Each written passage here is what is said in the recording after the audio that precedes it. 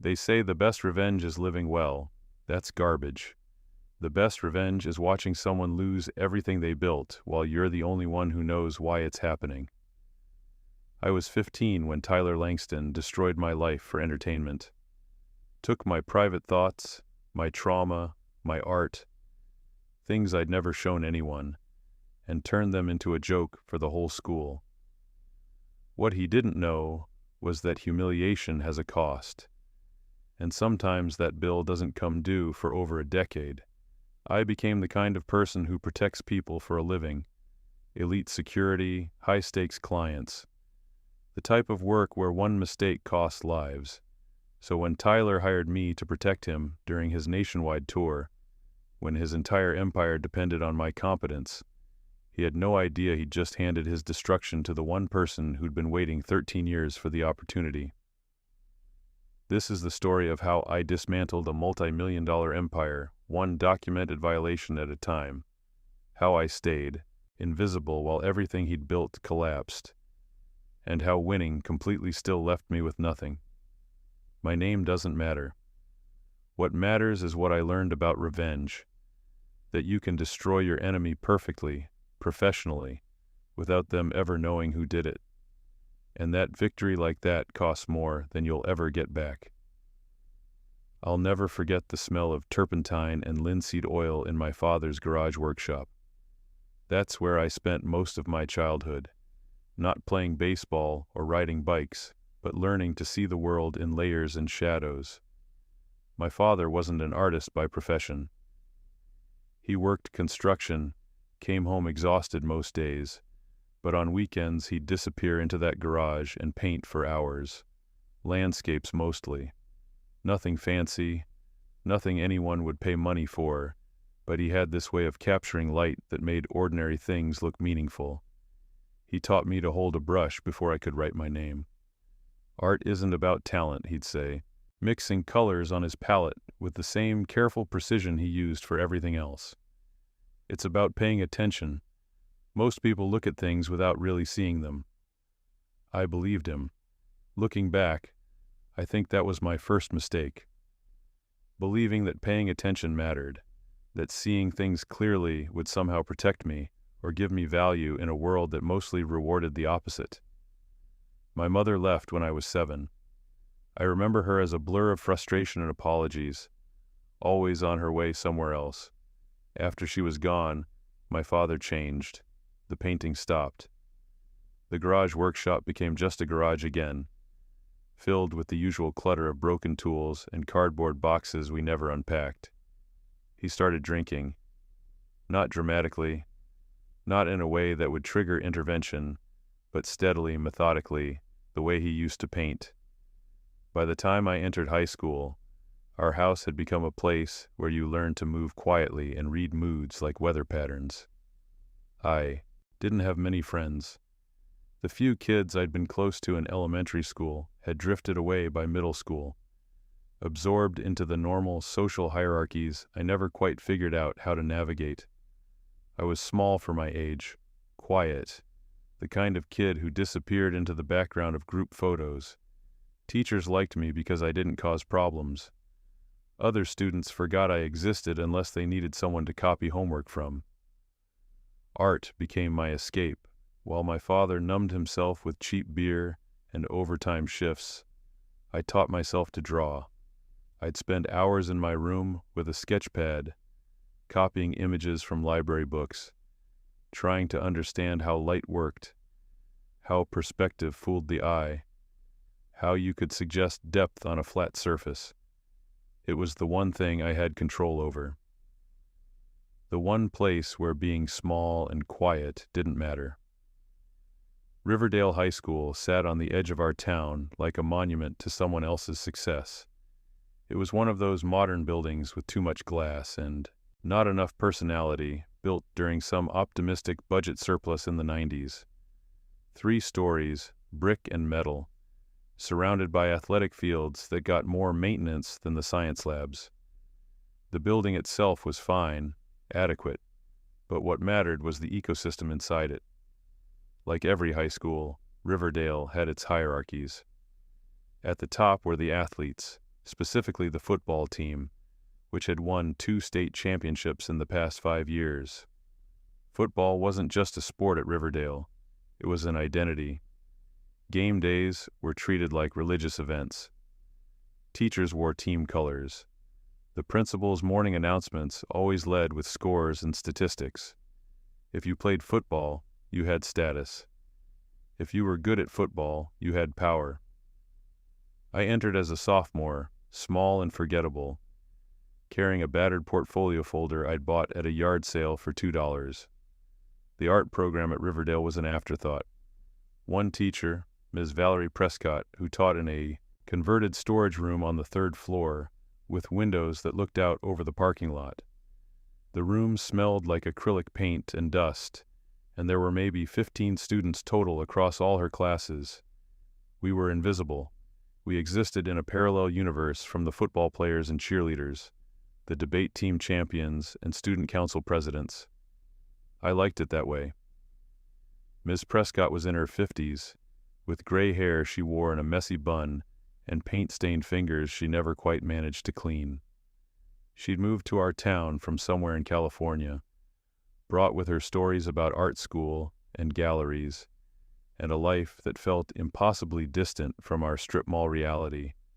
She was the first person who looked at my work and saw something beyond a quiet kid killing time. "You have a good eye," she told me during my first week, examining a charcoal drawing I'd done of the view from my bedroom window. "You understand composition instinctively. That's rare." I didn't know what to say. Compliments felt dangerous, like they came with obligations I couldn't meet. "There's a technical scholarship competition every year," she continued, setting my drawing aside. "Students from across the state submit portfolios. Winners get funding for summer art programs, college prep courses. You should consider entering." I mumbled something about thinking about it and escaped to my desk. The idea terrified me. Putting my work in front of strangers, being judged, having to explain myself. But it also planted something. A small seed of possibility that maybe, just maybe, art could be more than an escape. Maybe it could be a future. That's when I made my second mistake. I started hoping. The football team's locker room was in the basement, but their presence dominated every floor. You could track their movements by the noise level. Laughter in the hallways, shouted jokes across the cafeteria, the constant performance of dominance that came so naturally to them. They moved through the school like they owned it, because in every way that mattered they did. Tyler Langston was their captain. Senior, quarterback, the kind of guy who looked like he'd been designed by a committee to represent high school success. 6'2", athletic build, perfectly maintained appearance. He had that specific type of charisma that comes from never being told no. Confidence that bordered on arrogance, but stayed just inside the lines of acceptability. Teachers loved him. College recruiters loved him. Everyone loved him, or at least everyone understood that loving him was the socially intelligent choice. I first became aware of Tyler in the way you become aware of weather systems, as a force that existed independently of your participation. He was a senior when I was a sophomore. We lived in different worlds. I had no reason to think those worlds would ever intersect. The mural project started in early October of my sophomore year. The football team had just won their homecoming game, 35-14 against our biggest rival. The school was buzzing with championship predictions. During morning announcements, Principal Davenport announced that the athletics department wanted to commission a mural in the main gymnasium, something to commemorate the team's achievements and inspire future players. Ms. Prescott mentioned it during class. They're looking for student artists to submit proposals. It's a big space, 20 feet wide, above the main bleachers. Permanent installation. Your work would be seen by everyone who enters that gym for the next decade. My hand went up before I could think about it. "What kind of proposals?" She smiled. "Sketches, concept art, whatever shows your vision. They want something bold, something that captures the spirit of Riverdale athletics. The winning design gets selected, and that artist works with a professional to complete the installation. It would look great on college applications. I spent 2 weeks on my proposal. I skipped lunch, stayed up past midnight, filled an entire sketchbook with ideas. I researched sports murals, studied composition, tried to understand what made something feel powerful and inspiring versus cheesy and derivative. I wanted to create something that showed movement and intensity without resorting to the usual cliches. No cartoon mascots, no generic motivational quotes. The design I settled on showed players in motion, abstracted into shapes and shadows, with the stadium lights creating this effect of illumination and purpose. It was ambitious, maybe too ambitious, but it was the best work I'd ever done. I submitted it with a detailed explanation of materials and timeline, printed on clean white paper in the library. Looking back, I can see exactly where I went wrong. I didn't understand the unspoken rules. I thought the project was about art, about creating something meaningful for the school. I didn't realize it was about territory, about knowing your place. The selection committee consisted of Principal Davenport, the athletics director, 2 football coaches, and Tyler Langston himself as team captain. They reviewed submissions during lunch on a Wednesday, and results were posted on the athletics bulletin board the next morning. I didn't get selected, that was fine. I hadn't really expected to win. What I didn't expect was what happened next. During the Friday afternoon pep rally, the entire school packed into the gymnasium.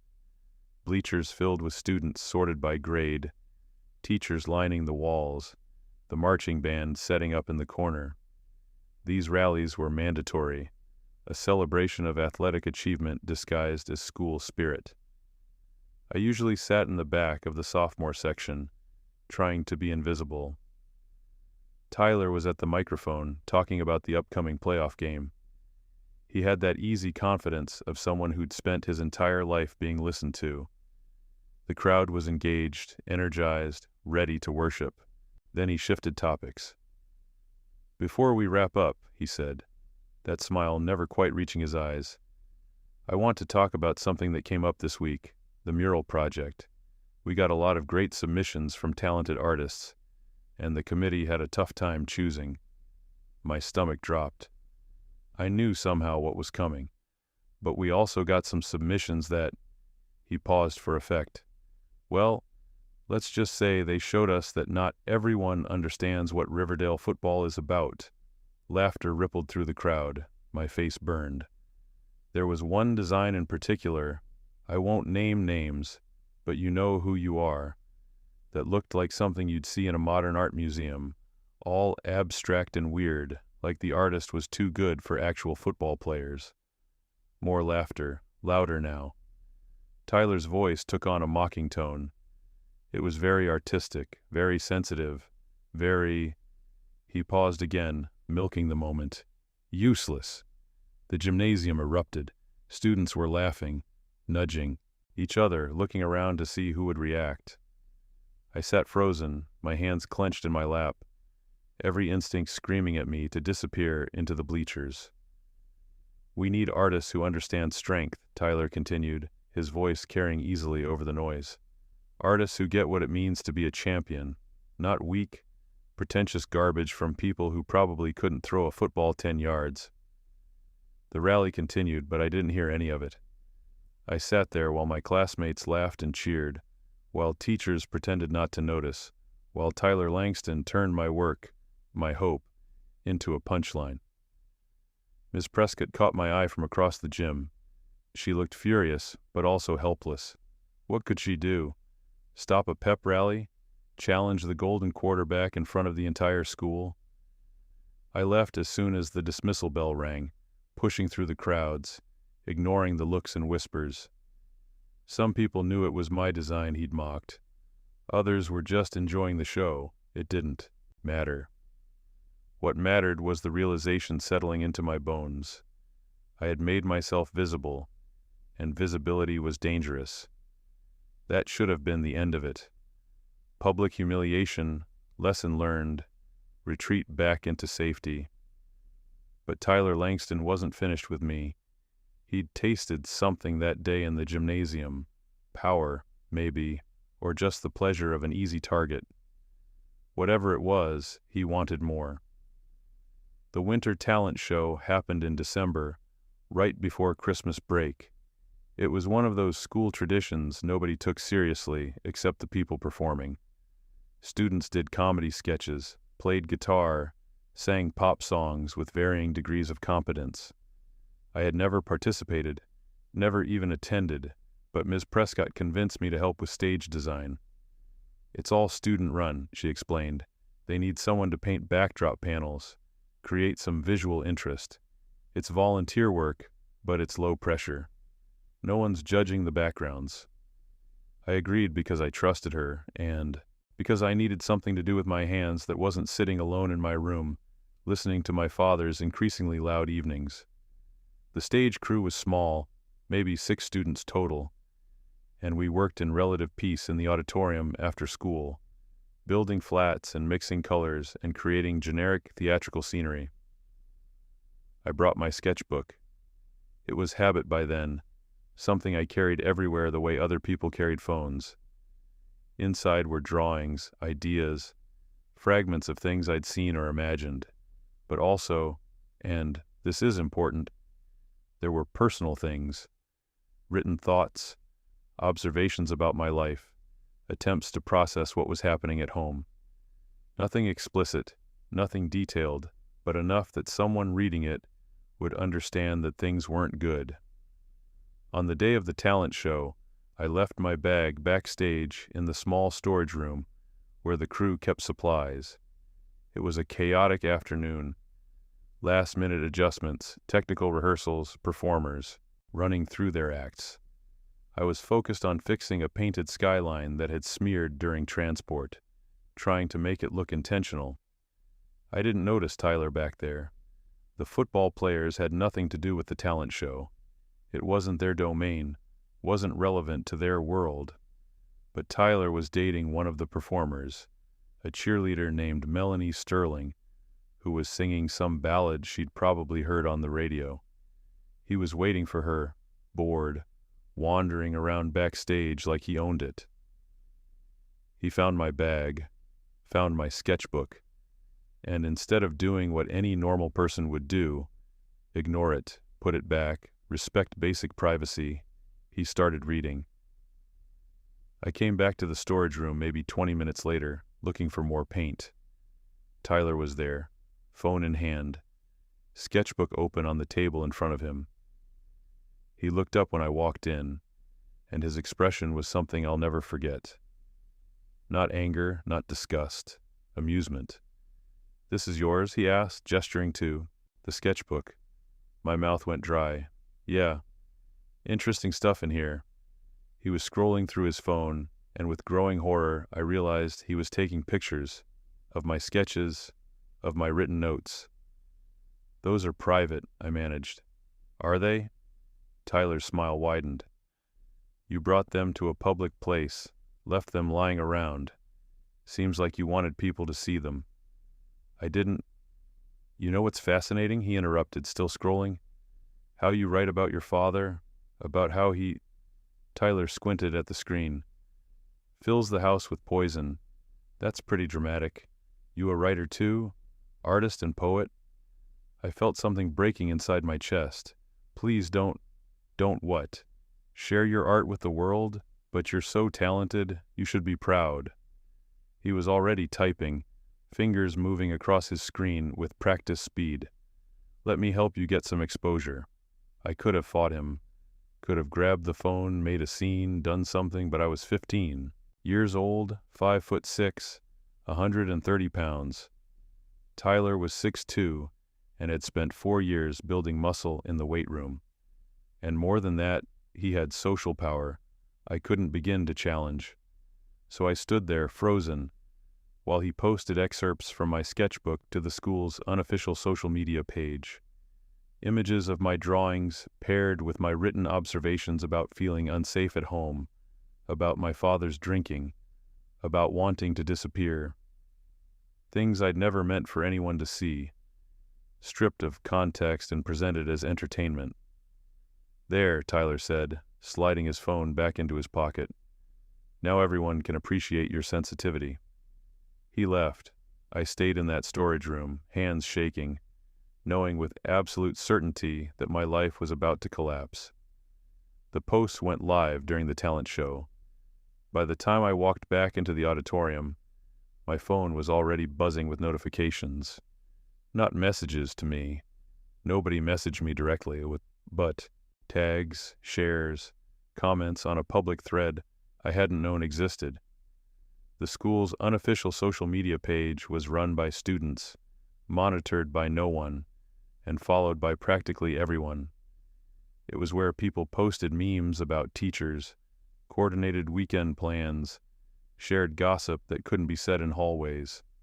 Tyler had uploaded 4 images from my sketchbook with a caption that read, "Found some deep thoughts from our resident artist.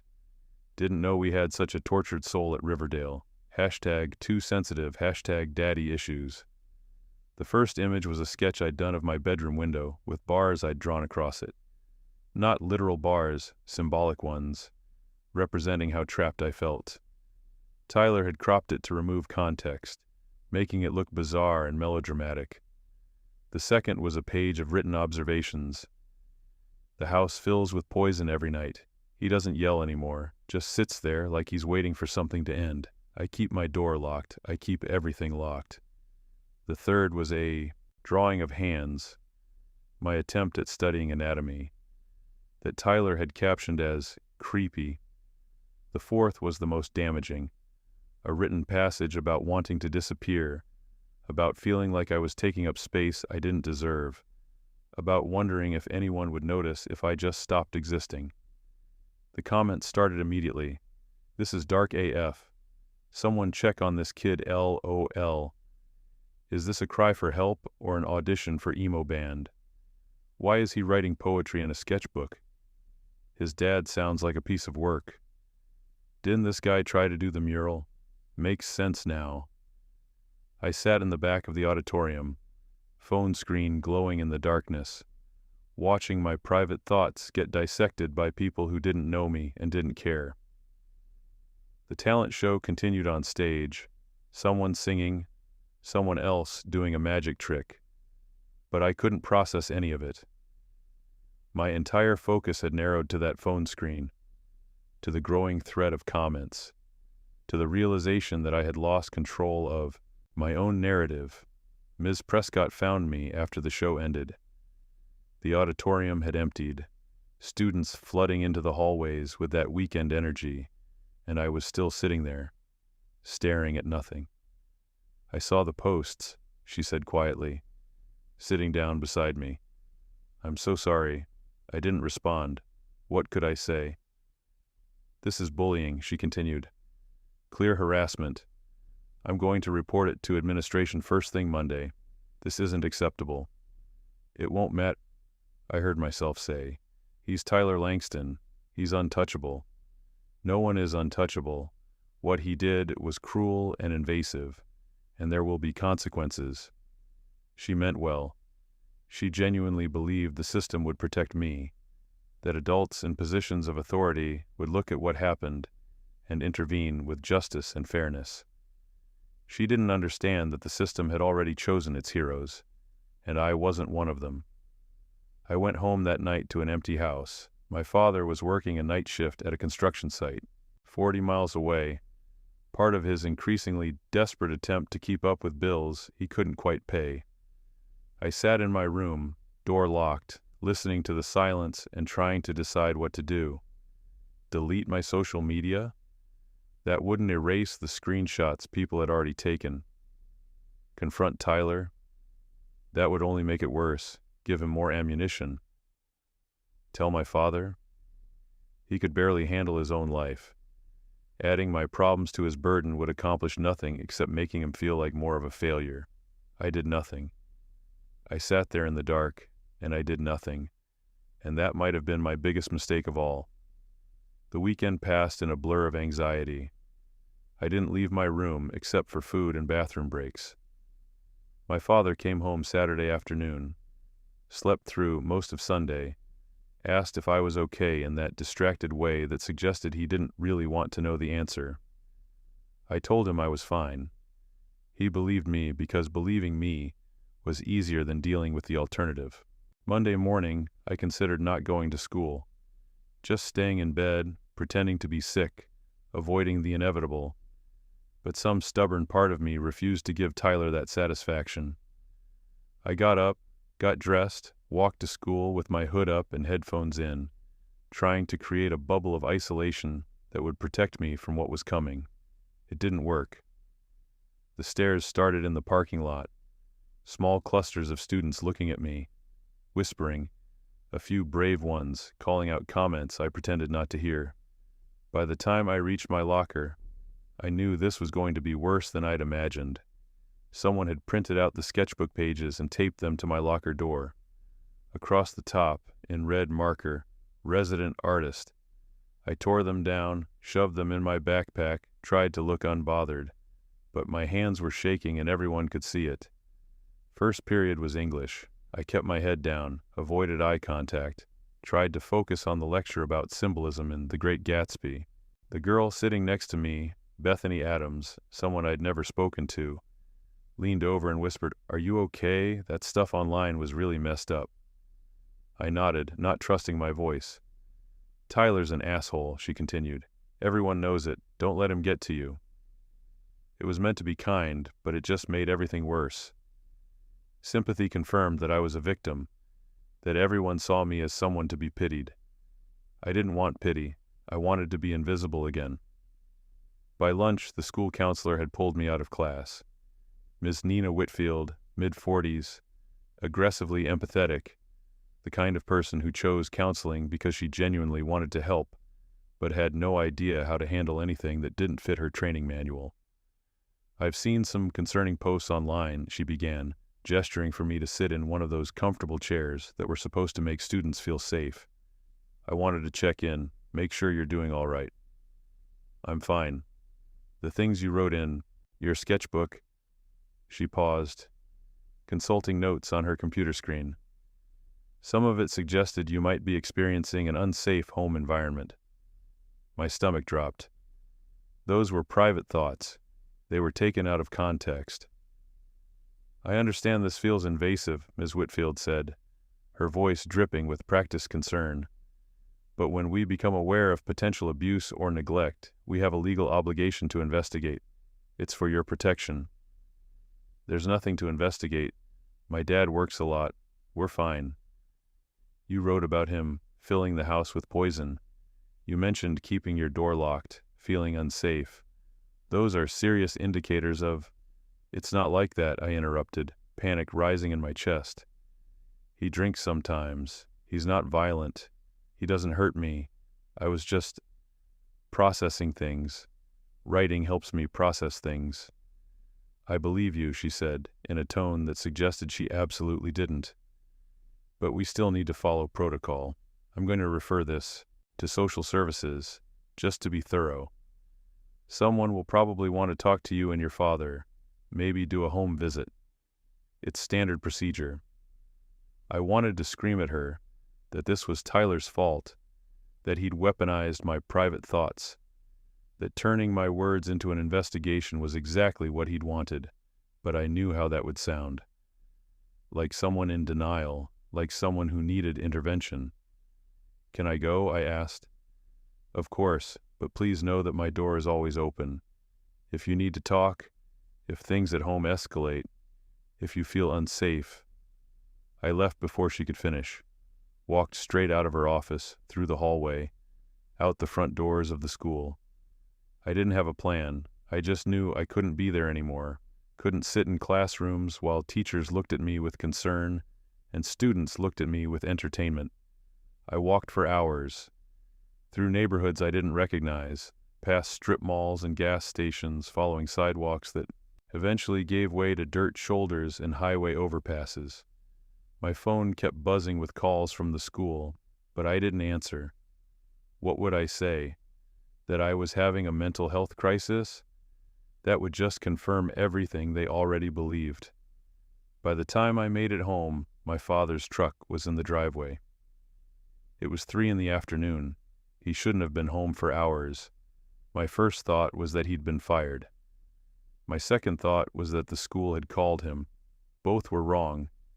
He was sitting at the kitchen table with 2 people I'd never seen before. A woman in her 30s wearing business casual and carrying a county ID badge, and a man about the same age taking notes on a tablet. Social services. They'd beaten me home. "There you are," my father said when I walked in. His voice was tight, controlled in a way that meant he was furious. "These people want to talk to us." The woman stood, extending her hand with professional warmth. "I'm Caroline Mercer from Child Protective Services. This is my colleague, Cameron Thornton. We're here following up on a report filed by your school counselor regarding potential safety concerns." I didn't take her hand. "There are no safety concerns." "Why don't we all sit down?" Cameron suggested, gesturing to the empty chairs. "This doesn't have to be adversarial. We're here to help." The next hour was a nightmare. They asked questions about our home life, about my father's drinking, about why I'd written what I'd written, about whether I felt safe, whether I had enough food, whether anyone had ever hurt me. I answered honestly. No abuse, no neglect. Just a single parent doing his best in difficult circumstances. My father answered with increasing anger, defensive about his parenting, insulted by the implication that he was failing me. "My kid is fed, clothed, and has a roof over his head," he said, voice rising. "I work 60 hours a week to keep this household running. I don't know what he wrote in some notebook, but it's not a goddamn crime report." "Mr. Caldwell," Caroline said. I hadn't told her my last name, which meant they'd done research before arriving. "No one is accusing you of anything. We're just trying to ensure your son's well-being. By showing up at my house unannounced, by treating me like a criminal, we're following standard protocol." "Protocol?" My father laughed, bitter and sharp. "You know what your protocol does? It takes kids away from parents who are trying. It punishes people for not being perfect." They asked to see my room, to walk through the house, to verify that conditions were appropriate. I watched my father's face as strangers opened closets and inspected the refrigerator, cataloging our poverty like it was evidence. We weren't dirty, we weren't dangerous. We were just broke and tired and trying to survive, and that wasn't good enough. Before they left, Caroline pulled me aside. "If you ever feel unsafe, you can call us directly. Here's my card. Day or night, okay?" I took the card. I didn't say thank you. After they left, my father didn't speak to me for the rest of the night. He went to his room, and I went to mine, and the house filled with a different kind of poison. Silence and shame, and the knowledge that I had brought this on us. The investigation continued for 2 weeks. More interviews, more home visits, more questions designed to uncover abuse that didn't exist. My father had to take time off work for meetings, which cost him money we didn't have. The school treated me like I was fragile, pulling me out of class for check-ins, offering resources I didn't want. Other students either avoided me entirely or treated me like a spectacle. Tyler Langston continued his life completely unbothered. I saw him in the hallways, laughing with friends, surrounded by admirers. No consequences, no accountability, just the casual cruelty of someone who'd never been told that actions have weight. Then my father failed a random alcohol test. It was part of the investigation. They'd requested he submit to drug and alcohol screening to ensure he was fit to parent. He'd been drinking the night before the test, probably stressed about the whole situation, and showed a blood alcohol level that was technically over the legal limit, even though he wasn't drunk. Just residual from the previous evening. But it didn't matter. The report noted alcohol dependence and potential impairment of judgment. Combined with my sketchbook writings and the overall assessment of our home environment, CPS made their decision. I came home from school on a Thursday in late January, to find Caroline Mercer waiting in her car outside. My father wasn't home yet. She got out when she saw me, her professional warmth replaced by something closer to genuine regret. "I need you to pack a bag," she said. "Clothes, toiletries, anything important. You're coming with me." "What?" "Emergency placement. The county has decided that your current living situation poses a risk to your welfare. You'll be staying with a foster family while we work on a long-term care plan." I felt the ground drop away. "You can't do that." "I can, and I'm legally obligated to. I'm sorry. I know this is hard." "My dad didn't do anything wrong. He works. He takes care of me. He's not—" "This isn't a punishment," Caroline interrupted, gentle but firm. "This is about ensuring your safety while we address some concerning patterns. Your father will have opportunities to participate in the case plan, to work toward reunification, but right now, you need to pack a bag." I wanted to fight, wanted to run, to scream, to refuse, but I was 15 years old, standing on a suburban lawn with a county social worker who had legal authority I couldn't challenge. So I went inside, packed a duffel bag with clothes and my remaining art supplies, and got in Caroline's car like I was being arrested. She drove me to a house in a neighborhood I didn't recognize. Split-level ranch, tidy lawn, American flag on the porch. The foster parents were Jonathan and Denise Barnes, a couple in their 50s who'd been taking in kids for over a decade. They were kind in that practiced professional way that made it clear this was a system to them, not a family. "We have 2 other placements right now," Denise explained, showing me to a small bedroom with bare walls and generic furniture. "Brothers ages 8 and 10, they're good kids. House rules are on the sheet by the door. Dinner's at 6. Do you have any dietary restrictions?" I shook my head, unable to speak. "All right, get settled. Bathroom's down the hall. If you need anything, just ask." She left, closing the door behind her. I sat on the edge of the bed. Not my bed, a bed, one that dozens of other displaced kids had probably slept in, and tried to understand how I'd gotten here. I'd volunteered to paint a mural. That's all I'd done. Tried to contribute something to my school, to use the one skill I had in a way that might matter. And from that single act of visibility, everything had unraveled. Tyler had humiliated me publicly, stolen my privacy, weaponized my trauma, and triggered an investigation that had now separated me from my father and placed me in a stranger's house. The worst part was knowing he probably didn't even think about it anymore. To him, I was just a minor diversion, a brief entertainment that he'd moved past as soon as something more interesting came along.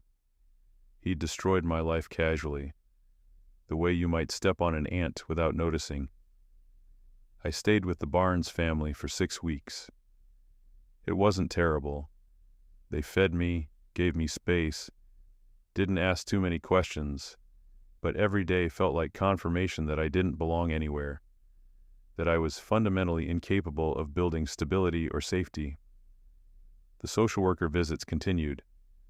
The case plan demanded my father complete parenting classes and maintain sobriety for 90 days before I could return home. He tried. I could see him trying during our supervised visits at the county office, sitting across from me in those sterile meeting rooms, looking exhausted and defeated and angry at a system that had declared him inadequate. "I'm going to fix this," he'd say. "I'm going to get you home." But we both knew it was a performance for the social workers observing from behind their glass partition. Something had broken between us. I blamed myself for writing things down, for being careless, for letting Tyler find my sketchbook. He blamed me for not being stronger, for making us visible to authorities, for needing more than he knew how to give. At school, I became a ghost. I stopped carrying art supplies, stopped participating in class discussions, stopped making eye contact with anyone. Ms. Prescott tried to reach me, but I deflected every attempt at connection. Art had become synonymous with vulnerability, and vulnerability had destroyed everything. I couldn't afford to be seen anymore. Tyler graduated that spring. I watched from the back of the gym during the ceremony, listened to him give a speech about perseverance and teamwork, watched him receive scholarships and awards and the admiration of everyone who mattered. Then he left for college, a Division II school in another state that had offered him a partial athletic scholarship, and disappeared from my daily reality, but the damage remained. I returned home that summer after my father had completed his requirements and CPS had closed our case. But the house felt different. We were different. He was quieter, more withdrawn, working even longer hours to rebuild the savings that had been destroyed by counseling fees and legal consultation. I spent most of my time alone, avoiding anything that might draw attention or create risk. The art program started my junior year without me. Ms. Prescott reached out once, asked if I was planning to enroll. I told her I was focusing on other things. She looked sad but didn't push. What could she say? That art was worth the cost? We both knew better. I drifted through junior year like I was underwater. Grades didn't matter. Friends didn't matter. I kept my head down, completed assignments, counted days until I could leave this town and everything it represented. Other students had moved on to new drama, new targets. I was forgotten again, which should have felt like relief, but mostly just felt like confirmation that I'd never mattered in the first place. Then, near the end of junior year, I made a decision that surprised me. I walked into the Army recruiting office in the strip mall on Highway 9. The recruiter was a staff sergeant named Maxwell Rivera, mid-30s, built like he'd been assembled from muscle and discipline. He looked up from his desk when I entered, assessed me in about 3 seconds, and gestured to a chair. "What can I do for you?" "I want to enlist." "How old are you?" 17. I'll be 18 in November. "Finish high school first," he said, not unkindly. "Then we'll talk. What's your interest? Infantry? Intelligence? Technical field?" I didn't know. I hadn't thought that far ahead. I just want structure, something different. Maxwell studied me for a long moment. "You running from something or running towards something? Does it matter?" "Yeah, it matters. People who run from things tend to bring their problems with them. People who run towards something usually find what they're looking for." He pulled out a brochure, slid it across the desk. "Read this. Think about what you actually want out of service. If you come back with a real answer, we'll talk about options." I took the brochure home and read it cover to cover. Combat roles, support roles, specialized training, educational benefits, the whole promise of becoming part of something larger than yourself. But what caught my attention wasn't the opportunities. It was the transformation they sold. The idea that you could enter as one type of person and emerge as someone completely different. Someone stronger. Someone who couldn't be hurt. I spent the summer working construction with my father, saving money, building muscle I didn't have. He didn't ask questions about my plans. We existed in parallel silences now. Two people living in the same house, but occupying different emotional universes. When I told him I was enlisting after graduation, he just nodded. "Your choice," was all he said. Senior year was a countdown. I took the ASVAB, scored high enough to qualify for multiple specialties, eventually settled on combat engineer training. The physical requirements were demanding.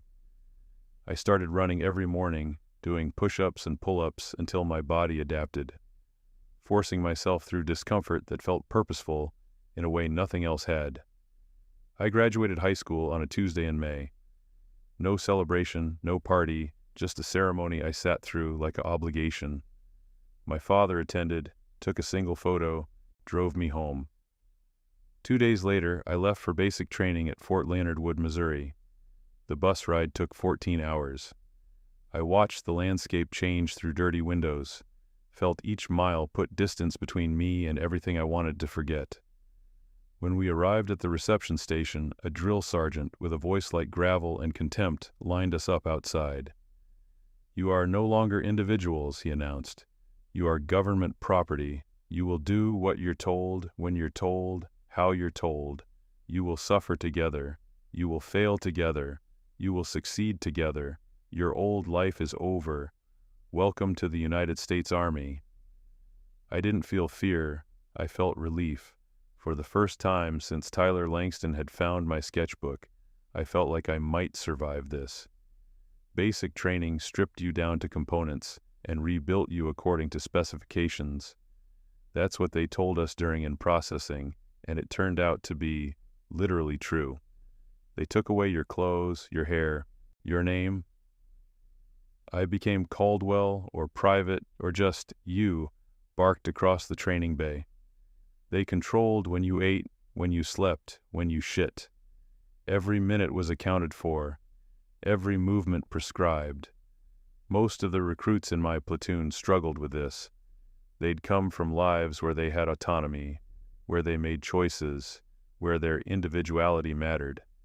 The drill sergeants broke them systematically, wearing down resistance through exhaustion and repetition until compliance became automatic. I didn't struggle, I welcomed it. For the first time in years, I wasn't responsible for reading moods, or managing chaos, or protecting myself from exposure. Someone else made every decision. All I had to do was follow orders, meet standards, and disappear into the collective.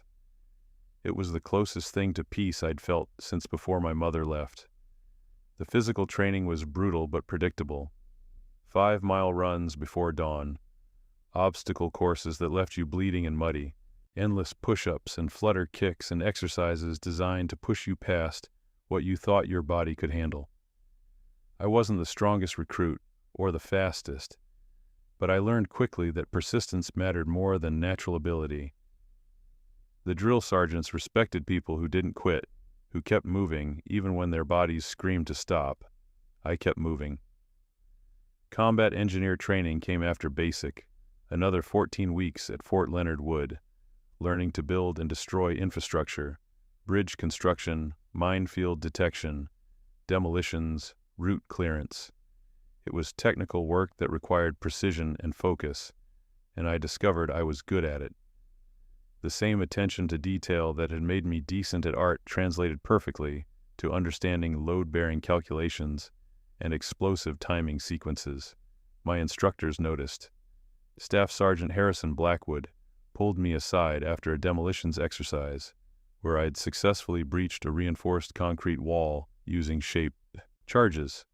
"You've got good hands, Caldwell," he said, examining my work. "Steady. You don't rush, don't second-guess. That's rare." "Thank you, Sergeant." "You thinking about making this a career? Army needs good engineers." I hadn't thought that far ahead. Maybe. Keep your options open. Skill set like yours has value outside the service, too.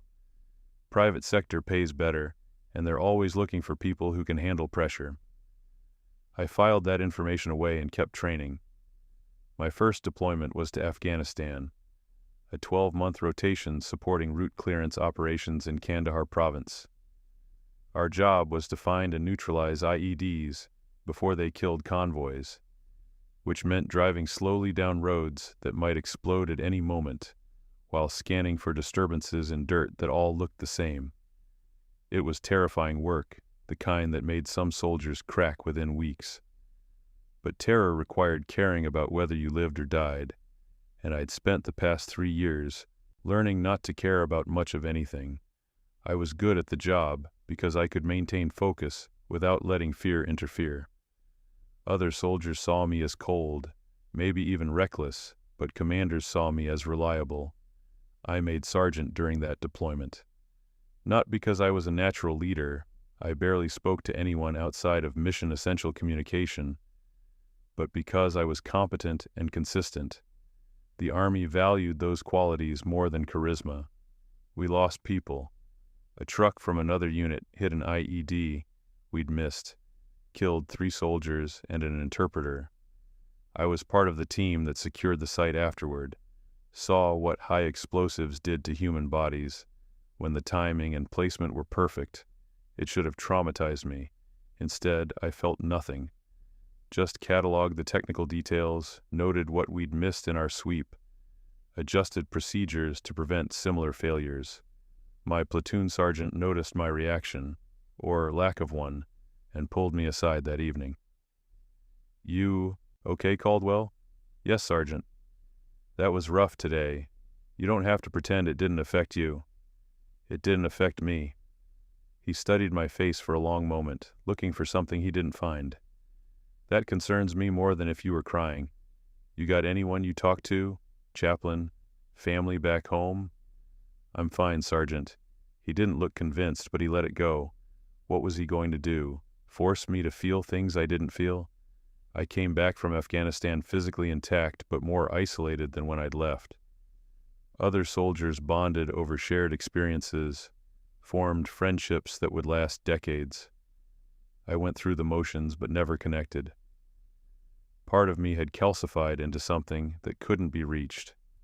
I did 2 more deployments over the next 4 years. Iraq, then back to Afghanistan. Built bridges, cleared routes, trained local forces who mostly just wanted American money and equipment. I was good at my job, got promoted to staff sergeant, collected commendations that meant nothing to me personally, but looked good in my service record. But I was also watching the calendar, counting down to my separation date. The Army had given me structure and purpose when I needed it, had transformed me from a scared kid into someone capable and controlled. But it wasn't a permanent solution. It was a holding pattern, a way to delay making real decisions about what kind of life I wanted to build. During my last deployment, I met a contractor named Gabriel Montgomery who worked executive protection for a private security firm. He was former Special Forces, now making 6 figures guarding corporate executives and visiting dignitaries in hostile environments. We ended up pulling security together at a forward operating base, spending long nights on watch, talking about everything except what mattered. "You thinking about re-enlisting?" he asked one night, both of us scanning empty darkness beyond the wire.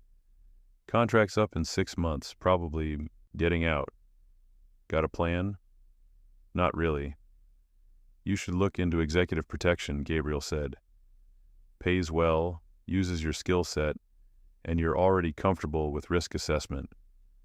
Companies are always looking for guys with your background." "I don't know anything about protecting people." "You know how to identify threats, plan routes, work under pressure, stay calm when shit goes wrong.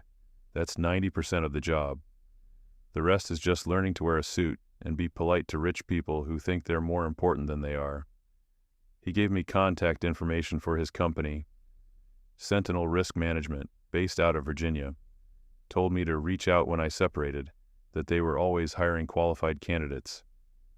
I spent my last 6 months in the Army preparing for that transition, took courses in close protection tactics, studied threat assessment protocols, learned about the private security industry and what skills translated into high-paying contracts. When my terminal leave started, I had interviews lined up with 3 different firms. Sentinel Risk Management offered me a position as a junior protection specialist after a week-long assessment that tested everything from firearms proficiency to etiquette under pressure. The pay was 3 times what I'd made as a staff sergeant. The work was similar, but the clients were different. Instead of protecting military assets, I'd be protecting executives, celebrities, high net worth individuals who faced credible threats. I accepted immediately. The next 5 years were a masterclass in controlled transformation. Sentinel put me through intensive training, advanced driving, medical response, threat detection, cultural awareness for international operations. But the real education was learning to read people, to anticipate problems before they materialized, to project competent authority without visible aggression. I discovered I was exceptionally good at it. The skills that had made me invisible in high school, the ability to read rooms, to notice details others missed, to stay quiet and observe, translated perfectly into protection work. I could assess a venue in minutes, identify vulnerabilities, position myself to intercept problems before clients even knew they'd been in danger. I didn't need to be the biggest guy on the team. I needed to be the smartest, the most attentive, the one who never missed a pattern. My first major assignment was protecting a tech CEO during a product launch in Dubai. 3 days of high-profile events, massive crowds, credible threats from competitors and activists. I ran the security detail with precision, coordinated with local police, prevented 2 potential incidents through early intervention. The CEO never knew how close he'd come to problems because I'd eliminated them before they reached him. Word spread. Sentinel started requesting me specifically for high-stakes assignments. I built a reputation as someone who was thorough, discreet, and unflappable under pressure. Clients liked me because I didn't try to be their friend or seek their approval. I just kept them safe and stayed invisible until needed. I worked corporate executives, tech billionaires, visiting politicians, occasionally celebrities who'd received credible death threats. Each assignment added to my experience and my value. By year 3, I was making $250,000 annually. By year 5, I was making closer to $400,000, specializing in long-term details for clients with complex threat profiles. The money accumulated in bank accounts I barely looked at. I lived simply an apartment in Alexandria I rarely saw, a reliable car, minimal possessions. The work itself was enough. It gave me purpose without requiring emotional investment, provided structure without asking me to be vulnerable, but it also hollowed me out further. I was 30 years old, technically successful by any external measure, and completely alone. I didn't have friends, didn't date, didn't maintain contact with anyone from my past. My father and I exchanged brief phone calls on birthdays and holidays, conversations that confirmed we were both still alive but revealed nothing meaningful. I told myself it didn't matter. That isolation was the price of competence, that emotional connections were liabilities in a profession that demanded constant vigilance. But late at night, in anonymous hotel rooms between assignments, I'd sometimes wonder if Tyler Langston had actually won after all. He'd taken my ability to trust, to create, to connect with other humans, and I'd never gotten any of it back. I just learned to function without those things, learned to be efficient instead of whole. In my 8th year with Sentinel, I was approached by a competing firm, Vanguard Global Security. They specialized in high-profile clients with maximum threat exposure, controversial public figures, executives of companies facing active opposition, anyone whose visibility made them a target. The work was more intense, the pay significantly higher, and the reputation boost was substantial. I made the move. Vanguard put me through additional training specific to their protocols, then started assigning me their most demanding clients. I spent months at a time embedded with individuals who lived under constant threat, coordinating teams of specialists, managing security infrastructure across multiple locations. I was good at it, better than good. I became one of their top specialists, someone they assigned when failure wasn't acceptable, which is how I ended up getting the call about Tyler Langston. I was between assignments, actually taking rare time off at my apartment when my coordinator at Vanguard reached out. Her name was Abigail Campbell, a former Secret Service agent who now managed high-profile contracts. "Got something that might interest you," she said. "Fitness influencer, huge social media following, recently received credible threats from an obsessed follower. Client's team is looking for top-tier protection during a nationwide tour. 50 cities, 3 months, high visibility everywhere, pays extremely well. Name, Tyler Langston. You familiar with him?" The name hit me like a physical impact. I hadn't heard it in over a decade, hadn't thought about him deliberately in years, but I felt my entire body react. Pulse accelerating, muscles tensing, that old familiar rage I thought I'd buried, surfacing immediately. "I know who he is," I managed. "Great. Client specifically requested someone with experience in crowd management and stalker mitigation. You've handled similar profiles before. I think you'd be perfect for this. I should have declined. Should have said I had a conflict of interest, that I knew the client personally, that my history would compromise my professional objectivity, but I didn't. Send me the details, I said. The briefing packet arrived within an hour. I opened it on my laptop and saw Tyler Langston staring back at me from promotional photos that looked professionally shot and carefully curated. He'd changed since high school, filled out, gained muscle mass, developed that specific aesthetic of fitness influencers, perpetually tanned, perfectly groomed, photographed in situations that looked spontaneous, but were obviously staged. His social media presence was massive. 5 million followers on Instagram, 3 million on YouTube, sponsorships from major athletic brands. His content was predictable. Workout videos, motivational speeches, lifestyle branding that sold a fantasy of self-improvement through discipline and physical transformation. He positioned himself as someone who'd overcome adversity to achieve greatness, though the adversity in his origin story was vague and sanitized. He talked about finding his purpose and becoming his best self, without ever mentioning that he'd been a college quarterback with built-in advantages and natural athleticism. The threat profile was equally predictable. An obsessed follower named Vanessa something or other had been sending escalating messages, showing up at events, making claims that she and Tyler had a special connection. Standard parasocial obsession that had crossed into concerning behavior. Tyler's management team wanted comprehensive security for his upcoming tour, a mix of public appearances, private training sessions with clients, sponsored events, and media obligations. I read through everything twice, analyzing the threat assessment with professional detachment, while something darker churned beneath the surface. Tyler had built an empire selling strength and authenticity to people who believed his carefully constructed image.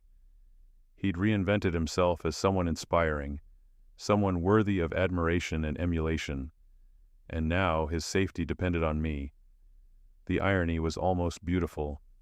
I called Abigail back. I'll take it. Great, client's team wants to meet with you before finalizing the contract. Video call tomorrow at 2. Can you make that work?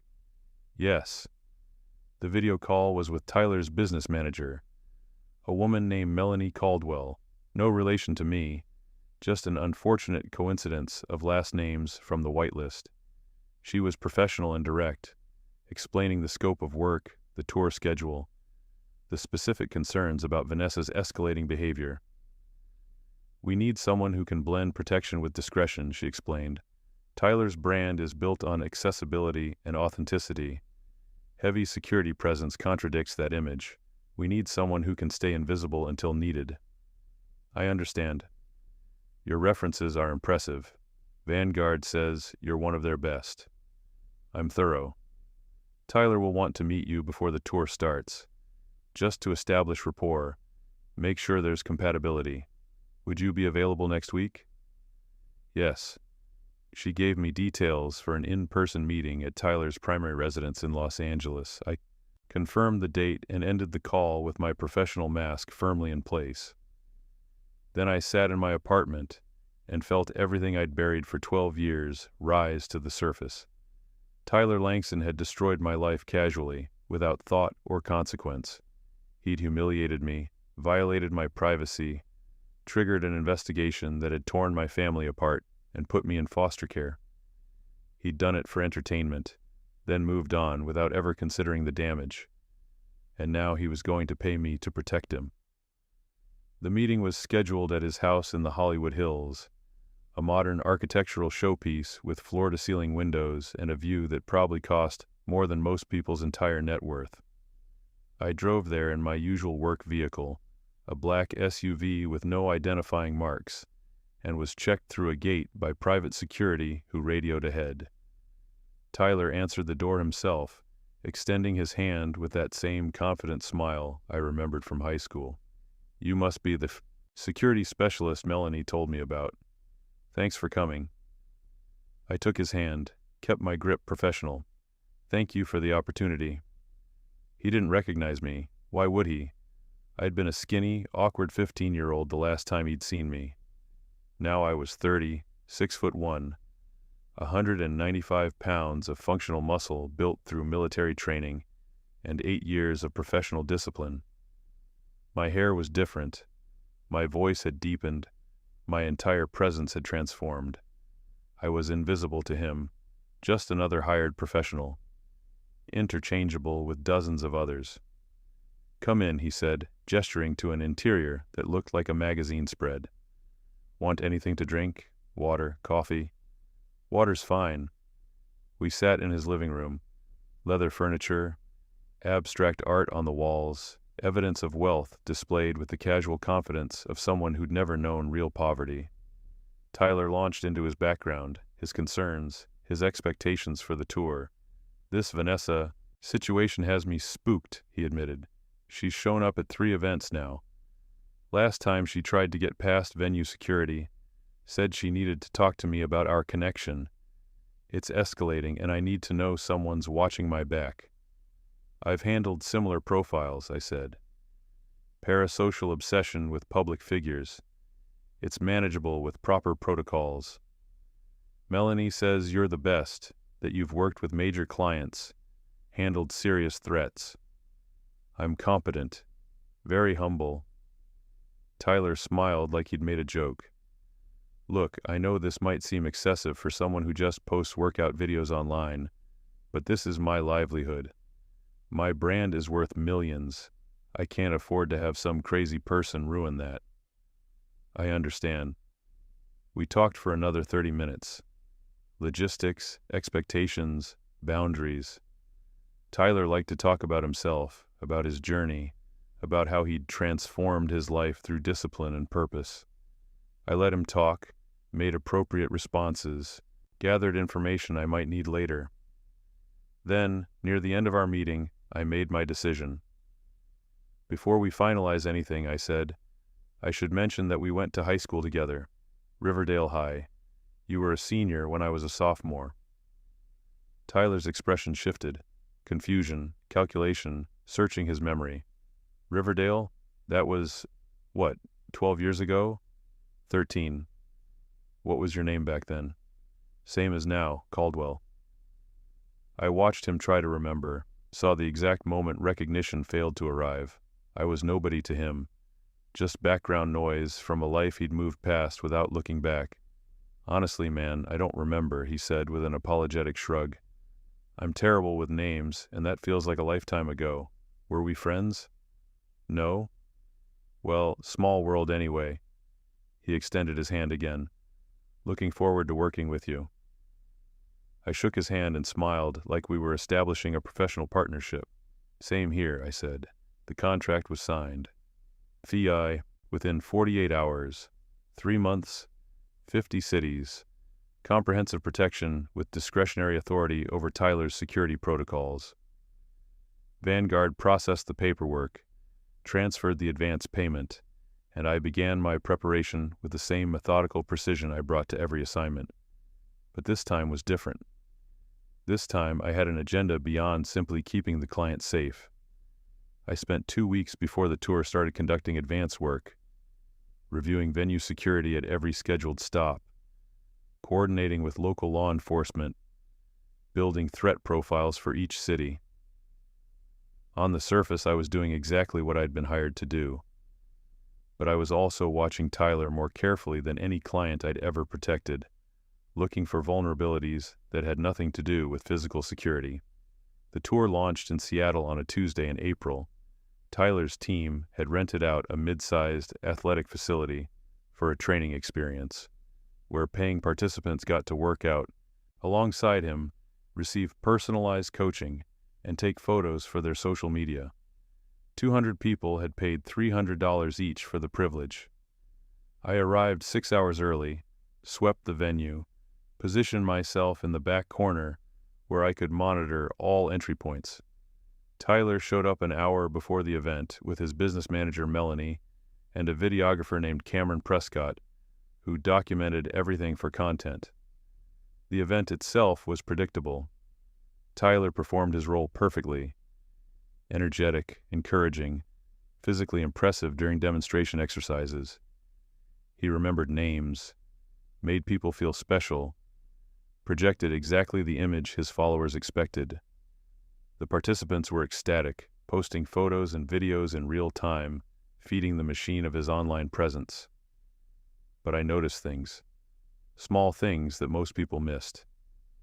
Tyler was dismissive to the venue staff. When a young employee named Bethany brought the wrong brand of protein shake, he snapped at her, loud enough for nearby participants to hear, then immediately shifted back to his public persona when he realized people were watching. The switch was seamless, practiced, revealing. He spent 15 minutes on his phone between segments, scrolling through comments on his social media posts. I watched his expression change as he read. Small sneers at criticism, irritation at questions, a particular coldness when someone challenged his credibility. None of it reached his face when he looked up and rejoined the crowd. And there was his treatment of Cameron, the videographer. Tyler demanded multiple takes of simple shots, criticized angles and lighting, spoke to him like he was an incompetent assistant rather than a professional contractor. Cameron took it silently, but I saw the frustration in his posture, the way he checked his watch when Tyler wasn't looking. I documented everything. Not overtly, I couldn't risk arousing suspicion, but I made mental notes, took occasional photos with my phone under the guise of security documentation, recorded observations that would later become evidence. The tour continued. City after city, event after event, the same pattern repeated. Tyler was brilliant in public and casually cruel in private. He built his brand on authenticity and inspiration, while treating the people who made his success possible like expendable resources. In Portland, I watched him berate a sound technician named Justin for feedback issues that were caused by faulty venue equipment. Tyler didn't care about whose fault it actually was. He needed someone to blame, and Justin was available. In Denver, he promised a young trainer named Naomi a featured spot in one of his videos if she'd help coordinate local participants. She worked for hours making calls, organizing logistics, doing unpaid labor in exchange for exposure. Tyler never mentioned her in the final video. When she asked about it, he said the footage didn't work out, and moved on like she'd never existed. In Chicago, I overheard him on a phone call with a supplement company sponsor. He was arguing about payment terms, threatening to promote a competitor's product, leveraging his audience as a weapon. The conversation revealed someone who understood his influence as currency and wielded it without concern for the partnerships he'd built. I documented it all, voice recordings when possible, written summaries when not. Patterns of behavior that individually seemed minor but collectively painted a picture of systematic exploitation. The Vanessa situation provided additional opportunities. She did show up, twice during the first month of the tour. Both times I intercepted her before she reached Tyler, coordinated with venue security, handled the situation professionally. Tyler was grateful, praised my competence, treated me like a valuable asset he'd been smart to hire. But I also noticed how he talked about Vanessa when she wasn't around. Crazy bitch, he'd say to Melanie or Cameron. This is what happens when you give attention to unstable people. They think they own you. It never occurred to him that he'd built his entire career on cultivating exactly that kind of parasocial attachment. He encouraged his followers to feel connected to him, to believe they were part of his journey, to invest emotionally in his success. Then he treated the inevitable consequences of that cultivation as evidence of other people's mental illness. The hypocrisy was almost impressive. 6 weeks into the tour, Tyler started inviting me into his inner circle. Not as a friend, we weren't friends, would never be friends, but as a trusted professional whose competence had earned him access to the backstage reality of his operation. "You're different from other security guys," he said one night after an event in Austin. We were in his hotel suite, him drinking some elaborate post-workout shake, me reviewing the next day's schedule. "Most of them are just muscle. You actually think. I try to stay ahead of problems. That's what I appreciate. You're strategic." He studied me with that calculating expression I'd started recognizing. "You ever think about doing more than just security, like consulting, helping people build protective systems around their brands?" "I'm content with what I do." "Yeah, but you could make more money. You've got skills people would pay for. I'd pay for it myself if you weren't already working for me." It was an opening. A moment where a different person might have leveraged his trust into a business relationship, built something lasting from this temporary contract. But I wasn't interested in building anything with Tyler Langston. I was interested in destroying him. The opportunities presented themselves gradually. In Dallas, I discovered that Tyler's supplement line, a major revenue source promoted heavily to his followers, had never been properly tested or certified by FDA-approved facilities. He was marketing products with health claims that weren't substantiated, selling them at premium prices to people who trusted his expertise. I documented the manufacturing details, the marketing materials, the testimonials that were likely fabricated or incentivized. Saved everything to an encrypted drive I kept separate from my work equipment. In Phoenix, I witnessed him conduct a private training session with a wealthy client named Erica Thornton, who'd paid $20,000 for personalized coaching.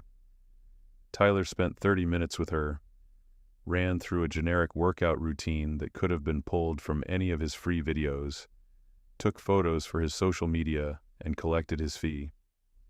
Ms. Thornton seemed satisfied. She'd bought access to Tyler Langston, and she'd received it, but the actual service delivered was essentially worthless. This became a pattern. High-paying private clients received minimal, personalized attention. Tyler would show up, perform the appearance of exclusive coaching, document it for his promotional materials, and move on. The clients got photos they could post, proof they'd worked with him personally. Tyler got tens of thousands of dollars for minimal effort. It was technically legal. Nobody was being physically harmed, but it revealed the mechanics behind his carefully constructed image of authenticity and dedication. I documented everything. The most damaging discovery came in Atlanta, almost 10 weeks into the tour. Tyler's team had set up a temporary office in the hotel to manage operations, handling sponsorship agreements, coordinating with venues, processing the constant stream of business that kept his empire running. I was reviewing security protocols when I noticed Cameron, the videographer, looking stressed in a way that went beyond normal tour fatigue. He was reviewing footage on his laptop, making notes, shaking his head with visible frustration. "Everything okay?" I asked. Cameron glanced up, saw me, seemed to make a decision about whether to trust me. "You ever notice how the before and after transformations in Tyler's content are always impossibly fast?" "I don't follow his content closely." "Well, they are. 6-week transformations that look like they took 6 months. He promotes them as proof his methods work, sells training programs based on these results. And they're fake. Composite images, strategic lighting, sometimes completely different people." Cameron turned his laptop toward me, showed me raw footage alongside the published versions. The differences were obvious once you knew to look for them. Digital manipulation, careful editing, misleading timelines. "He's been doing this for years," Cameron continued, voice tight with anger. "I've been editing it, making it look believable, because that's what I was hired to do. But it's fraud. He's selling programs based on results that aren't real." "Why are you telling me this?" "Because I'm done. I'm finishing this tour, collecting my payment, and I'm out. I just wanted someone else to know, I guess. Someone who might, he trailed off, seemed to reconsider. Never mind, forget I said anything. But I didn't forget. I asked to see the original files, said I needed them for security documentation in case someone tried to hack his accounts. Cameron was hesitant, but ultimately cooperative. He gave me access to a shared drive with years of raw footage, metadata intact, showing the systematic nature of the deception. I copied everything. By week 11, I had accumulated a comprehensive file documenting Tyler Langston's operation. Untested supplements, marketed with false health claims, fabricated transformation results, exploitation of unpaid labor, breach of contract terms with sponsors who believed they were getting authentic endorsements, treatment of employees and contractors that bordered on harassment, and a pattern of deception that undermined the entire foundation of his brand. None of it was violent. None of it would land him in prison. But all of it would destroy the carefully constructed image he'd spent a decade building. The question was when and how to deploy it. The answer came in Minneapolis, 2 weeks before the tour's scheduled conclusion. We were in Tyler's hotel suite, reviewing security protocols for the final events. He was in a good mood. The tour had been wildly successful, generating millions in revenue, expanding his reach, cementing his status as one of the major fitness influencers in the country. He was talking about the next tour, bigger venues, international expansion. "I'm thinking we keep you on retainer," he said, "not just for tours, ongoing security consulting. You've been invaluable. I appreciate the offer. I'm serious. You're the most professional guy I've worked with. You do your job, you don't create drama, and you actually give a shit about getting things right. That's rare." He poured himself a drink. Expensive whiskey, I knew. Cost more than my first car, and gestured for me to join him. I declined as always.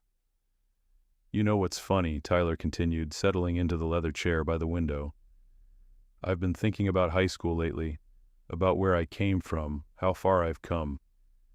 I was a punk kid who thought being good at football made me special. Took me years to figure out that real success is about discipline and purpose." I watched him talk. This man who'd reinvented his history into a narrative of self-improvement, who'd erased the casual cruelty and privilege that had actually defined his adolescence. "There was this kid at my school," he said, voice taking on a reminiscent tone. "Sophomore when I was a senior. Weird art kid, super sensitive. I wasn't nice to him. Actually, I was kind of an asshole to him. My pulse accelerated, but I kept my expression neutral. What happened? Oh, typical high school bullshit. He tried to get involved in some mural project, and I shut him down publicly. Then I found his sketchbook and—" Tyler paused, took a drink. "I posted some of his private stuff online, embarrassed him pretty badly." "Why are you telling me this?" "Because I've been thinking about it lately, and I feel bad. I was young and stupid, didn't understand consequences. That kid probably went through some real shit because of what I did. I'd apologize if I could find him, but I don't even remember his name." He was confessing, seeking absolution from me for what he'd done to me, without having any idea who I actually was. The irony would have been laughable if it wasn't so perfectly representative of who Tyler Langston had always been. Someone who moved through the world causing damage and then reframing it as a learning experience for himself. "You don't remember his name," I repeated. "No. Caldwell, maybe? Same last name as you, actually." Tyler laughed. "That would be a weird coincidence if you were him. But you're not, obviously. That kid was tiny, weak, nothing, like you." This was the moment. The inflection point where I could reveal myself, where I could make him understand exactly who he'd hired to protect him. Part of me wanted that satisfaction, wanted to see his face when he realized the power dynamic he'd never questioned. But I didn't, because making him understand in that moment would give him time to prepare, to defend, to spin the narrative. And I'd learned patience. I'd learned that the most devastating strikes came from positions your enemy never anticipated. "That must weigh on you," I said instead. "Yeah, I'm not losing sleep over it, but it's one of those things you wish you could take back, you know. Be a better person to that kid." "Have you tried to find him? Reach out?" "Nah, what would I even say? Sorry I was a dick in high school. Some things you just have to accept and move forward from. Part of growth is acknowledging your mistakes and being better in the future." He'd constructed an entire philosophy that allowed him to acknowledge wrongdoing without ever actually making amends or facing consequences. It was perfect Tyler Langston logic. Turn your failures into evidence of personal development, monetize your growth, and never look back long enough to see the damage you left behind.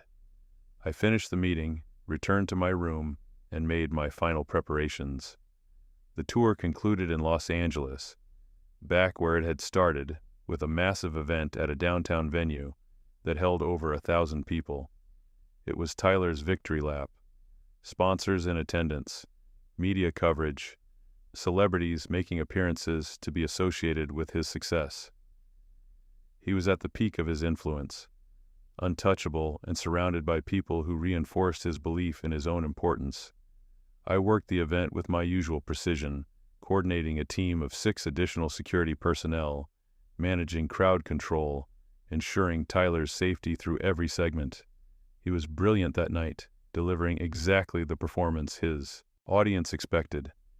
Inspiring speeches about transformation and discipline, demonstration workouts that showcased his physical abilities, interactions with fans that felt personal and authentic. By the time the event ended, Tyler was euphoric. "Best night of the tour," he said, surrounded by his team in the backstage area. "This is what it's all about, making a real impact on people's lives." Melanie was already planning the next phase. "We should talk about the international expansion. Maybe Europe first, then Asia. Your brand translates globally." Cameron was packing equipment, quiet and professional, probably counting down to when he could finally leave this operation. I stood in the background, watching all of it, knowing this was the last night of Tyler Langston's empire. The contract expired at midnight. I had fulfilled every obligation, kept Tyler safe, managed threats, coordinated security across 50 cities without a single incident. Vanguard would receive glowing reviews, my professional reputation would be enhanced, and Tyler would have no reason to suspect anything beyond a successfully completed assignment. I left the venue after the breakdown was complete, drove to my apartment, and opened my laptop. The file I'd assembled over 3 months was comprehensive and devastating. I'd organized it into categories: fraudulent marketing practices, fabricated results, untested supplements, contractual violations with sponsors, exploitation of unpaid labor, harassment of employees. Everything was documented with timestamps, original footage, emails, financial records, testimonials from people who'd been affected. I'd also identified the right recipients, not tabloid journalists who would sensationalize and dilute the impact, but legitimate investigative reporters who specialized in consumer fraud and deceptive business practices. Major outlets that had the resources to verify everything independently and the reach to ensure maximum exposure. I also compiled regulatory filings for the Federal Trade Commission regarding false advertising, for the Food and Drug Administration regarding untested supplements with unsubstantiated health claims, and for the California Attorney General's Office regarding potential fraud and deceptive business practices. At 12:01 a.m., the moment my contract expired and I was no longer bound by confidentiality agreements, I sent everything. Emails to 3 investigative journalists with complete documentation and guidance on verification. Formal complaints to federal and state regulatory agencies with supporting evidence. Anonymous tips to several of Tyler's major sponsors, providing proof that the influencer they'd paid millions to represent their brands had been systematically deceiving consumers. I didn't include my name. Didn't need credit or recognition. The evidence would speak for itself, and my involvement would remain invisible. Then I sat back and waited. The first story dropped 60 hours later. A major consumer protection website published an expose titled, "Fitness Influencer Tyler Langston's Empire, Built on Fabricated Results and Deceptive Marketing." They'd verified the manipulated before and after photos, confirmed the supplement testing irregularities, interviewed several people who'd worked with Tyler, and described patterns of exploitation. The response was immediate and brutal. Tyler's social media channels exploded with angry comments from followers who felt betrayed. His carefully cultivated image as an authentic fitness expert crumbled as people realized the results he'd promoted were digitally fabricated. Screenshots spread across every platform, dissected by thousands of people who trusted him. Within 24 hours, 3 major sponsors terminated their contracts and issued public statements distancing themselves from Tyler's practices. The supplement company that manufactured his product line announced an immediate halt to production pending safety reviews. The regulatory investigations began. The FTC opened a formal inquiry into deceptive advertising practices. The FDA issued warnings about his supplement line and requested comprehensive testing data he couldn't provide. The California Attorney General's office launched an investigation into potential consumer fraud. Tyler tried to respond, posted an apology video talking about mistakes and learning experiences, claiming the manipulated images were editing choices that he regretted, insisting his methods were still valid even if the marketing had been misleading. But the apology rang hollow. More evidence kept surfacing as former employees and contractors, emboldened by the initial reporting, came forward with their own stories of mistreatment and deception.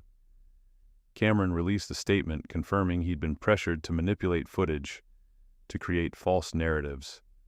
Other videographers and editors shared similar experiences. Within 2 weeks, Tyler Langston's empire had collapsed. His social media following began dropping by tens of thousands daily as people unfollowed and unsubscribed. His training programs stopped selling. Event venues canceled scheduled appearances. His merchandise line was pulled from distribution channels. The lawsuits started. Class action from consumers who'd purchased training programs based on fabricated results. Breach of contract from sponsors who'd paid for authentic endorsements. Fraud allegations from people who'd participated in his programs expecting the transformations he'd advertised. I watched it all unfold from a distance, monitoring news coverage and social media responses with professional detachment. Everything I'd planned had worked exactly as intended. I'd identified vulnerabilities, documented systematic failures, and deployed evidence at the precise moment to cause maximum damage. Tyler Langston hadn't been physically harmed. He was alive, healthy, free to rebuild if he could find a way. But the image he'd spent a decade constructing was destroyed. The influence he'd accumulated was gone. The empire that had made him wealthy and famous had collapsed under the weight of its own deception. He'd built everything on a foundation of lies, and I'd simply revealed the truth. 3 weeks after the first story broke, I received a message through Vanguard's system. Tyler had reached out to the company, asking if I'd be willing to meet with him. He didn't explain why, just said it was urgent and personal. I declined through official channels, but knew he wouldn't stop there. He was desperate now, scrambling to understand what had happened and how to salvage anything from the wreckage. The direct message came 2 days later. Somehow he'd gotten my personal email address. Probably paid someone at Vanguard to violate confidentiality policies. The message was brief. "I know this sounds crazy, but I think someone on my team sabotaged me. I need your help figuring out who. You were there for the whole tour. You saw everything. Please, I'll pay whatever you want." I didn't respond. He tried calling, left voicemails that started professional and became increasingly desperate. "I'm not stupid. Someone documented everything. Knew exactly what would destroy me. It had to be someone close. Was it Cameron? Someone else on the team? You're the only person I can trust to be honest with me. The irony was exquisite. Tyler Langston, betrayed and destroyed, reaching out to the only person he believed might help him, completely unaware that I was the architect of his destruction. I blocked his number. But he was persistent in the way that wealthy people accustomed to getting what they want are always persistent. He showed up at Vanguard's offices, demanded to see me, made enough noise that Abigail called me directly. "Tyler Langston is here asking for you," she said.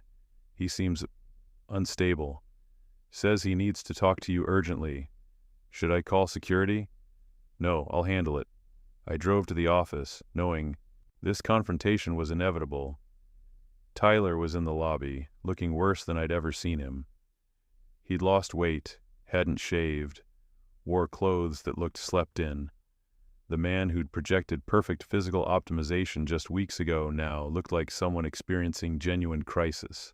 He stood when he saw me. "Thank God, I've been trying to reach you for days. I got your messages.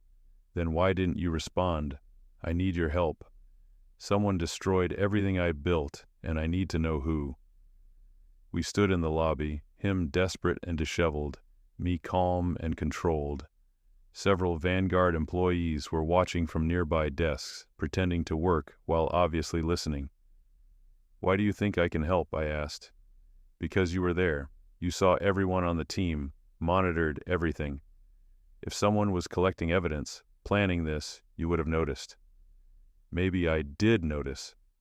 Something shifted in his expression. "What does that mean?" "It means I saw a lot of things during the tour. Saw how you treated people.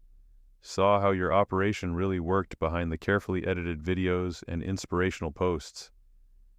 Tyler's face hardened.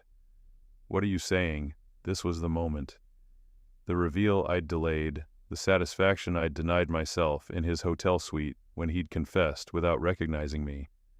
I could tell him now, could watch the realization spread across his face, watch him understand exactly who had destroyed him. But I didn't, because making him understand would give him something, a narrative, an enemy, a reason for what had happened.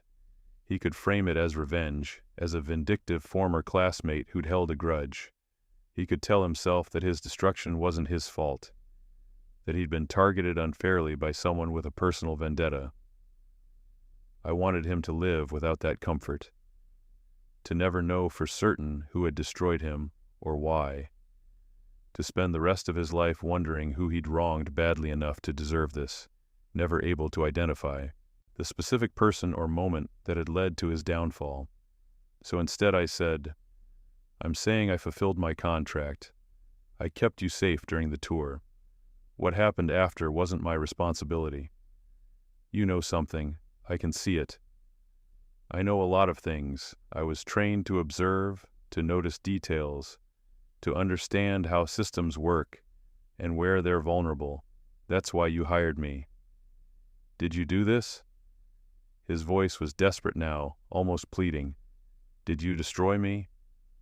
I looked at him directly, let him search my face for confirmation or denial, gave him nothing. "I protected you for 3 months. You're alive and unharmed. That's all my contract required." "That's not an answer.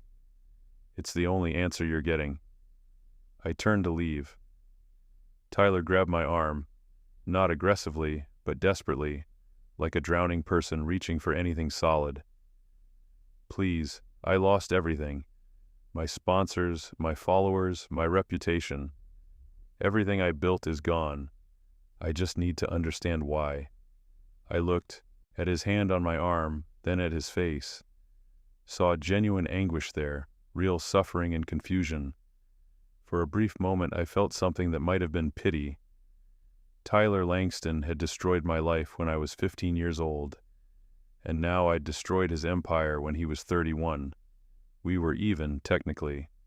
Justice had been served, but I didn't feel satisfaction, didn't feel vindicated or whole. I just felt empty, like I'd been hollow for so long that revenge couldn't fill the space. "You should let go of my arm," I said quietly. He did, stepped back, looked at me like he was seeing something he hadn't noticed before.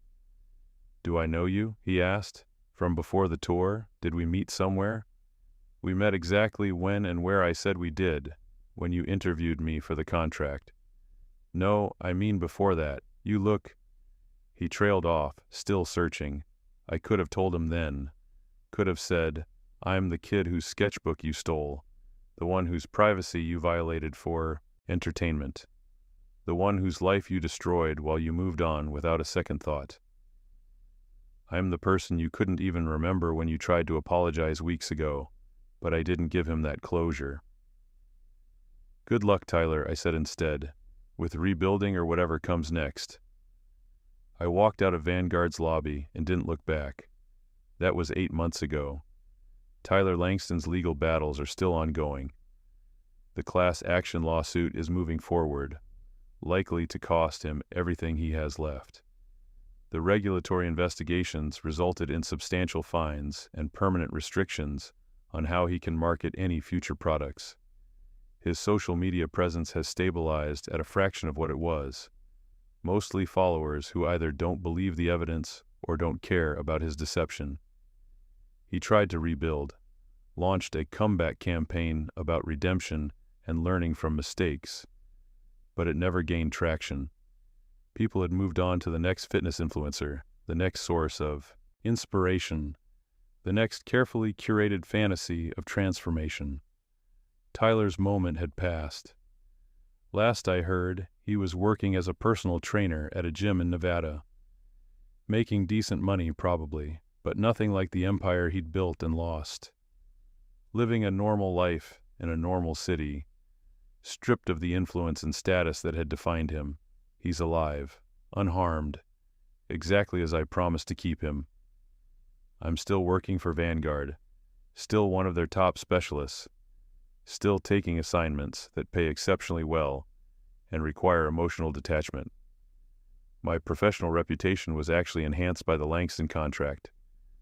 People in the industry know I completed a difficult assignment under complex circumstances and maintained perfect protocol throughout. Nobody knows what I did. Nobody suspects. The evidence trail I left was clean and anonymous, and the journalists who broke the story protected their sources with professional integrity. I'm just another security contractor who did his job and moved on, but I know, and that knowing has changed something fundamental. I thought destroying Tyler Langston would feel like justice, that seeing him lose everything would heal something broken inside me, would restore what he'd taken when he violated my privacy and triggered the investigation that tore my family apart. I thought revenge would make me whole. It didn't. I'm still alone, still emotionally isolated in ways that have become permanent, still living in that same apartment, still taking assignments that keep me moving, still unable to form connections that require vulnerability or trust.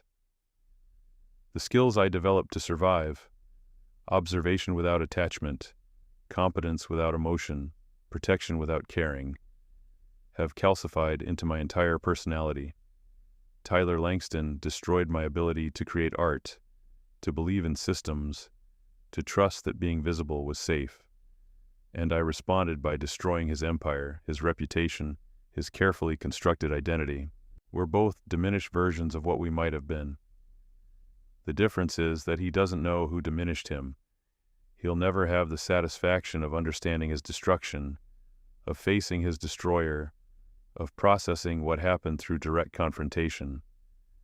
He'll just live with the consequences, wondering forever who hated him enough to systematically dismantle everything he'd built.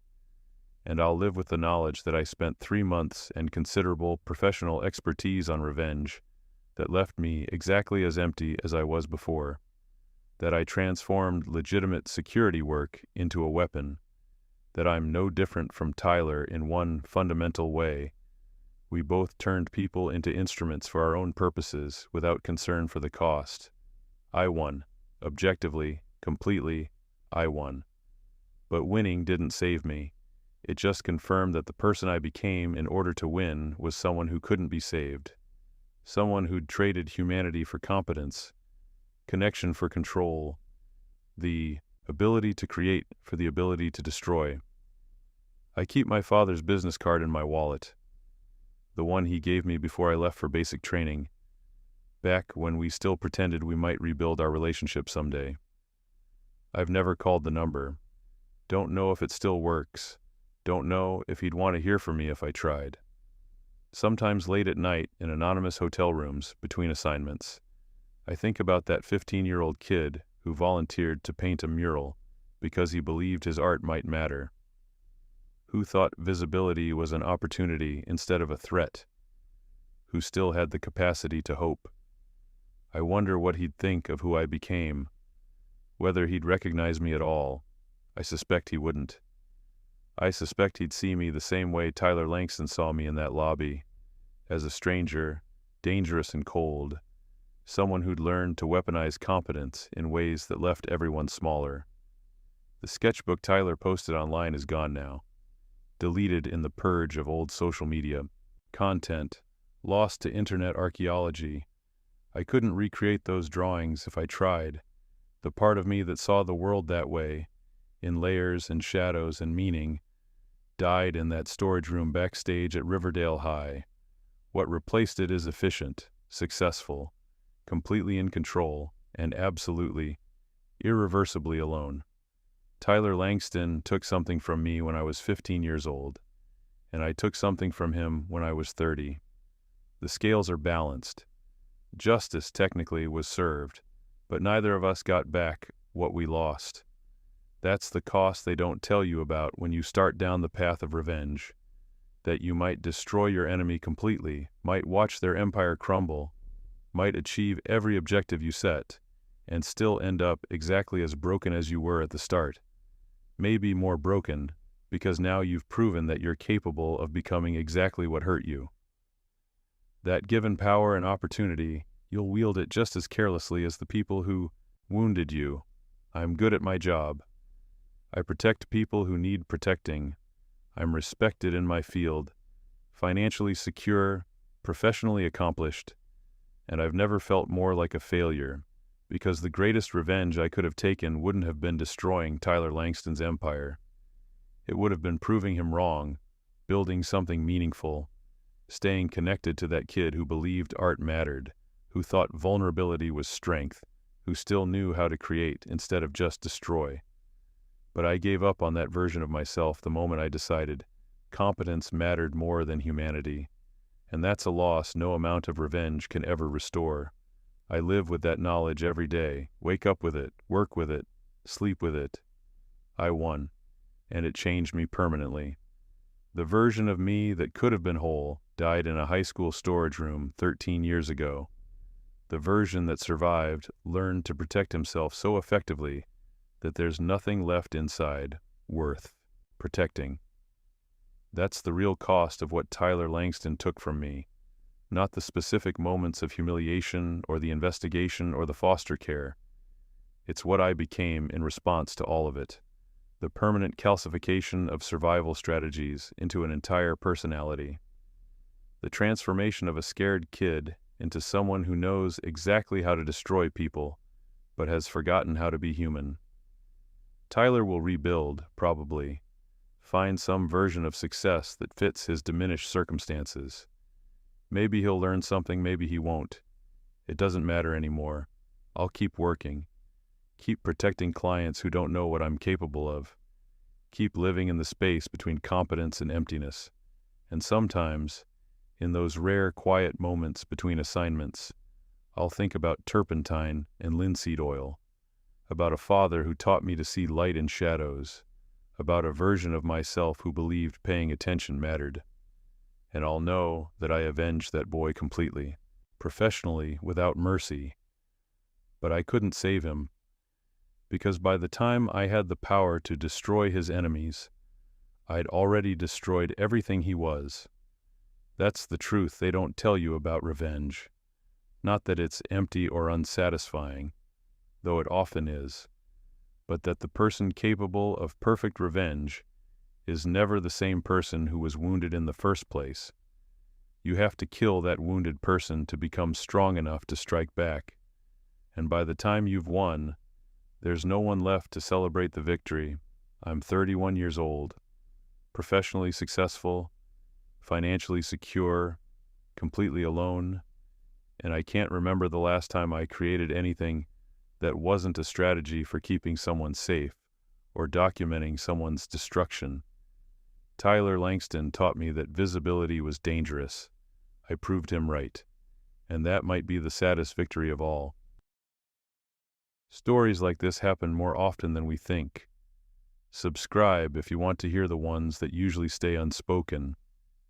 And if this story made you pause, a like helps the channel grow.